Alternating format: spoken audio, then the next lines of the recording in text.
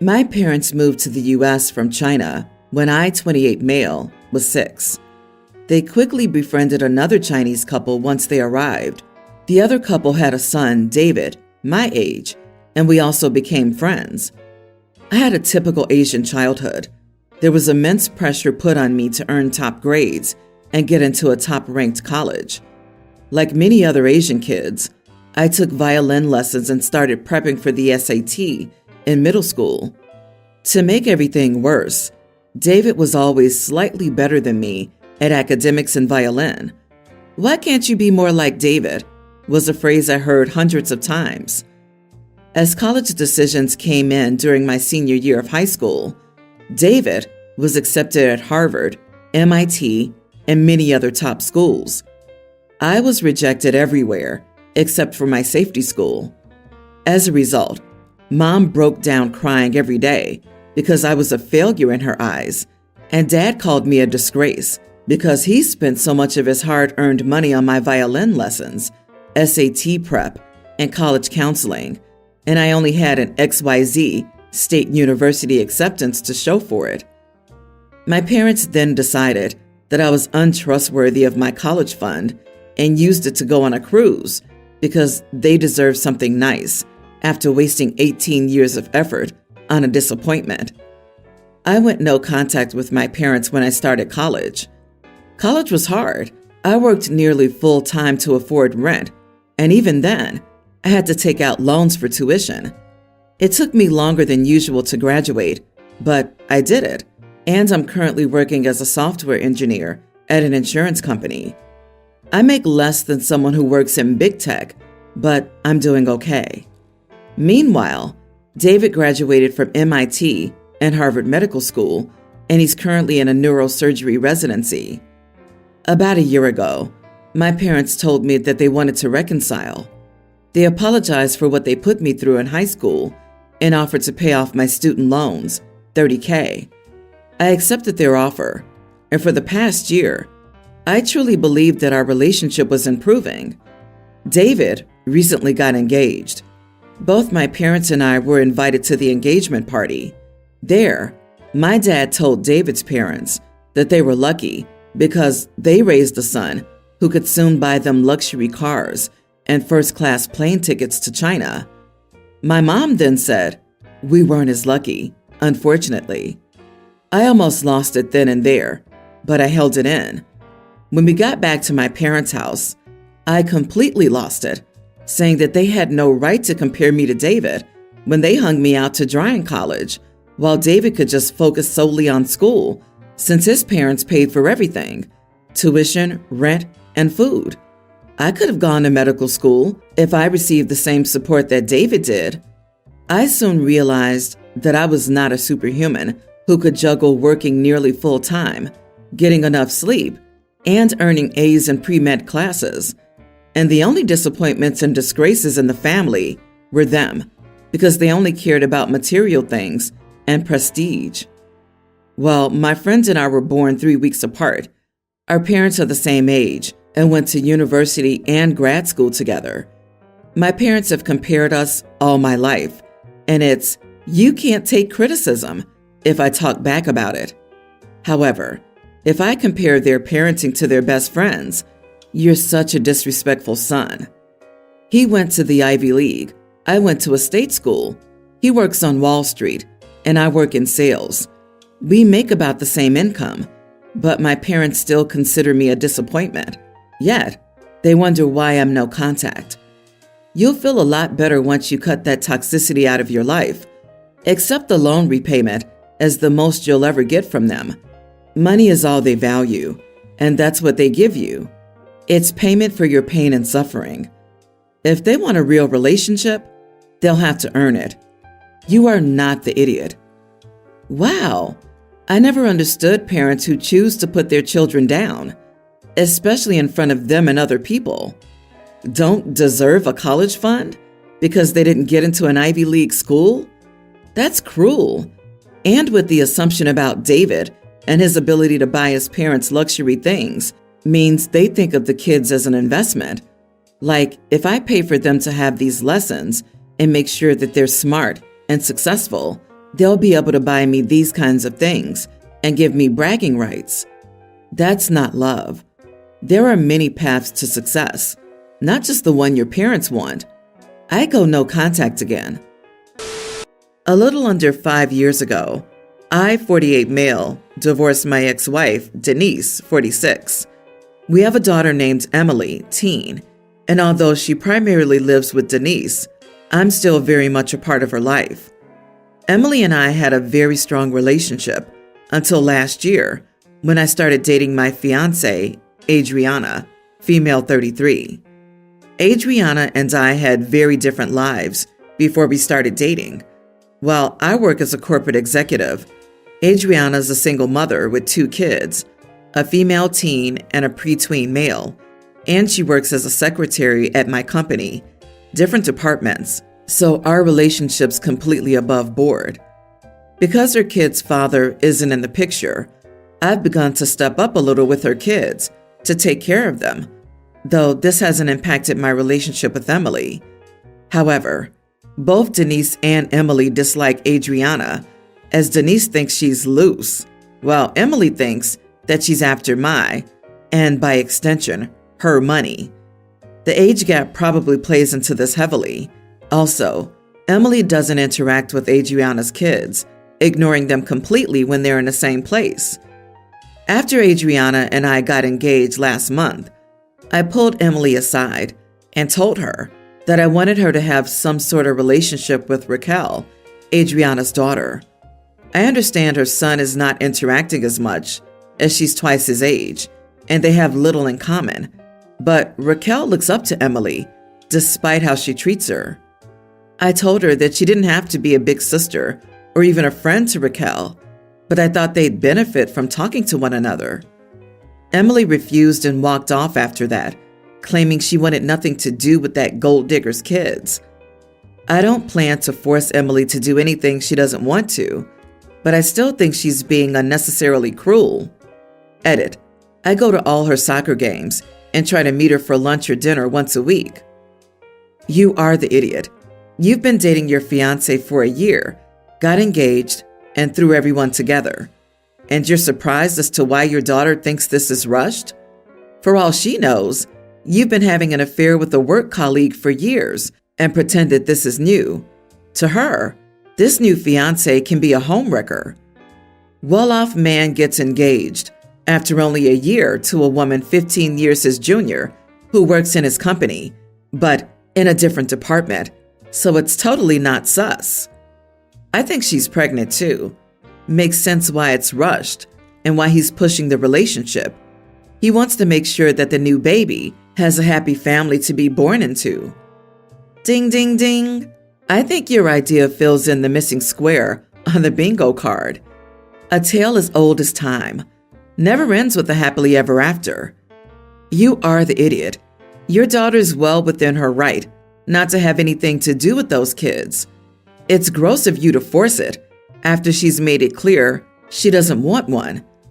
I hope you don't mess up your relationship with your daughter more than you already have.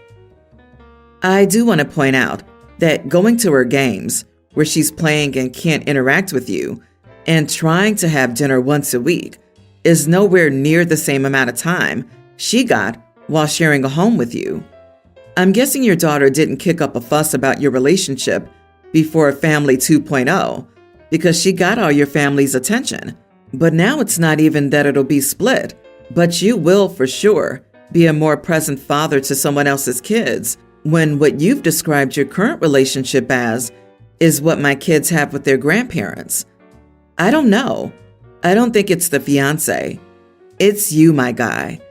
It's not your job to make up for their deadbeat dad. It is your job to be a father to your daughter. My friend Dahlia, 21 female, and I, 22 female, have been living in an apartment my parents owned for college. We split utility bills while she also pays $300 for rent. It's a 2-bedroom, living room, kitchen, and 1.5 bathrooms in a nice area. $300 is not nearly how much rent for that place would cost under normal circumstances. Nevertheless, our parents are civil with each other, so the massive discount was agreed upon on the premise that we split utilities. I don't pay rent as my parents own it, but I work and spend my own money on daily needs and groceries. Dahlia doesn't. Her parents pay for everything. For a year now, Dahlia's been inviting her college friend, whom I'll call Anna, to study at our place, sometimes sleeping over. Anna lives off campus, but in a really dodgy area, with her older brother and his friend. More than a month ago, Dahlia asked if Anna could stay over for a week. I told her no problem, because I had a vacation set for the time. When I got back 9 days later, she was still at our place, so I asked Dahlia when Anna was going home, as I had planned for my friend to come over for the weekend. She told me Anna got into a fight with her brother and didn't want to be there right now. I was annoyed, but I never found an issue with Anna, so I just asked her to leave by the end of the week. She didn't. 3 weeks passed, and bills came in almost double what they were previously. I sat down with Dahlia and gave her a rundown of the bills, and she seemed surprised. She said to me, "I'm not paying that much." I looked at her and joked, "Yeah, you're not. Your dad is." Dahlia got angry and entered her room. I thought the joke didn't land well, so I knocked on her door to apologize, but I overheard Dahlia ranting about how I don't even pay for anything, so I wouldn't understand why her parents were mad. I entered the room, told Anna to pack up her stuff and leave. She seemed embarrassed, but 20 minutes later she left. I asked Dahlia what she meant by that, and she said, "The bills are twice as much as last month, and Dad's going insane over why he has to pay this much when you've even had a guest over." I told her she'd be a hypocrite if she thought my friend staying over for a weekend affected the bills nearly as much as Anna living here for a month. She told me I was heartless for blaming Anna, who was having a hard time, for the increased bills, and screamed I should contribute more to them. Then she called her dad in the bathroom and demanded that I pay rent too, because it was unfair. I told her she was insane if she thought I'd pay rent in my apartment and that she had until the start of the semester to find another place and move out. Dahlia started crying and throwing some towels on the ground. She did move out a few days ago. We haven't spoken since, but Anna texted me, apologizing for burdening me. My parents told me it wasn't my decision, even though they agreed. Now I'm not sure if I was an idiot for making her move out or for how I acted towards both her and Anna. Not the idiot. It's pure logic. People are too soft and illogical these days. If she feels so inclined to help someone out, then she should do so from her own pocket. It's done and sorted. Move on and study well. Yeah, it's always easy to be generous when it's someone else's money. This isn't about whether you were mean to Anna. It's about Dahlia trying to change the agreement already in place. First, by moving in with another person, and second, by not agreeing to pay her half of the utilities. Ignore the sour grapes of people upset that your parents can afford to buy you a place. This is open and shut about Dahlia trying to change the agreement when it no longer suited her. Everyone's the idiot here. You had no business evicting your rent-paying friend because you didn't have that right. Your roommate was actually renting from your parents, not you, so you shouldn't have thought you had the authority to ask her to leave. Instead, it would have been best to take this matter to your parents to handle. Likely, they could have worked things out better than they stand now. I'm sorry things have deteriorated so badly, and I hope with some adult intervention that you can repair your relationship and try again, this time with a clearer understanding of how things should work. My girlfriend, 29, and I, 30 male, have been dating for 2 years now. I recently took my girlfriend on a getaway weekend, nothing fancy, just a 4-day weekend to the Hilton Hotel, going on fun outings she mentioned she wanted to do, like ice skating, dancing, painting, and other fun activities. I am in love with this beautiful woman. Before we started dating, we worked at the same job together and have been friends for a long time. I soon had a crush on her because she was so cool to talk to and to be around. I was also friends with her ex-boyfriend. They'd been broken up for over a year or two by the time I started liking her. And I wanted to ask the ex-boyfriend, since we were friends, would it be okay if I asked her on a date? He said absolutely and had no problems with me and her possibly dating one another. A day later, I asked her to a drive-in theater movie, and she said yes. And after that first movie date, we made the drive-in theater our weekend thing, and we would also go out to eat or to comic conventions and anywhere we spent time together. I wanted to make it official one day, so I asked her if she'd like to be my girlfriend, and she said she wanted to remain just friends. Although it hurt a little, I was absolutely fine with her decision. We still continued our weekend movie nights and outings, but every once in a while, she would show signs that she liked me. She wouldn't let others talk to me, or if I mentioned a girl I thought was cute, she would say under her breath, "She better stay away from my man." So catching these hints, I stopped talking to other girls and didn't bother to ask any other girl out, thinking she wanted to go out with me. I asked her to be my girlfriend again, but again, she said she just wanted to be friends. A few weeks later, she quit the job we worked at together and found a new job, but we'd still hang out on the weekends. One day, I was out running errands and saw her on a date with someone.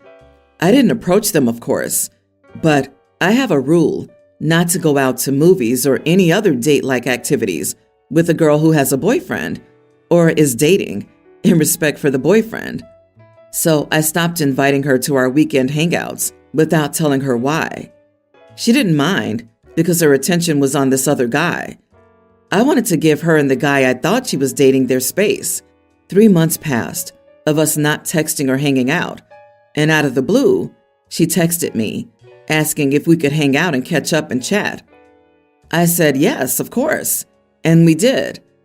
After that, we started hanging out again, going to the movie together, or she'd come over to my place almost every day, and we'd watch movies there until 12 or 1 a.m.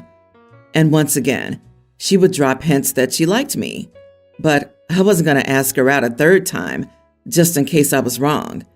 If she liked me, she'd have to ask me out. And after about 4 months, she finally did. I said yes almost immediately. This brings us to her telling me that our weekend getaway, the entire time we were hanging out before we got together, she was dating and sleeping with other guys. And around the time I asked her ex-boyfriend if I could date her, they were still sleeping together while we were going out to the drive-in theaters and spending the weekends together. Even during the months of her coming to my place and hanging out till midnight, after the 3-month gap of us not talking, she was still sleeping with other guys. She told me she didn't want any other girls talking to me because she liked me the entire time we were hanging out. She just wasn't ready for a relationship. But once she went to her new job, she jumped into a 4-month relationship. Even the night before she asked me to be her boyfriend, she went on a date and slept with a guy. She was hoping for a second date with him, but he ghosted her. She told me she liked that I was nice to her, but wanted to have intimacy without any attachment, which is why she slept with another guy while hanging out with me. So, am I the idiot for wanting to break up with her after finding out she used me and making me her last resort? OP, I've been through something like this before. I'm going to start off by saying that you're not the idiot. What this looks like to me is that the girl is very aware that you like her, and she enjoys the level of attention that you're giving her. She knows you're an ego boost that she can just keep in her back pocket, and because of that, she won't let you move on to other girls and makes you think that you have a chance with her. Do not play these games, OP. This isn't right. She slept with someone the day before asking you to be her boyfriend. She slept with a guy, got ghosted the next morning, went to your place, and asked you to be her boyfriend. If he hadn't ghosted her, she wouldn't have gone to OP's and asked him. She would have kept him on the sideline. She's a mega idiot. The issue isn't her sleeping with the other people. It's the manipulation and making sure that OP wasn't. It sounds like she strung OP along. She knew he liked her, wanted movies and essentially dates with OP, but zero commitment so that she could go on wild escapades. Don't date this girl and stop being friends with her ex, who continued to sleep with her after you checked in with him if you could ask her out. You aren't a plan A or even a plan B. You're like a plan C. Are you really happy being the last choice?